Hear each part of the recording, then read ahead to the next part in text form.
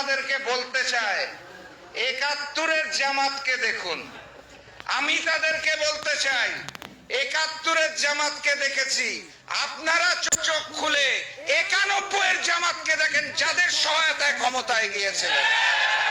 আপনারা চোখ খুলে ২০০১ সালের জামাতকে দেখুন, যাদের সহযোগিতায় রাষ্ট্রীয় ক্ষমতায় গিয়েছিলেন।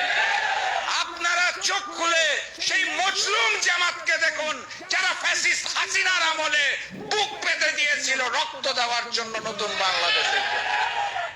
চোখটা খুলে দেখুন, শেখ হাসিনার কায়দায় কথা বলা বন্ধ করুন, না হলে শেখ হাসিনার মতো আপনাদেরও বাংলাদেশ ছেড়ে পালাতে হয়।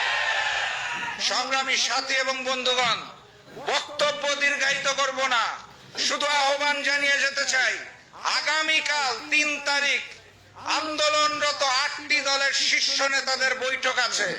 বৈঠক থেকে কঠোরতম কর্মসূচি আসছে। রাজপথে নামার জন্য প্রস্তুতি নেন।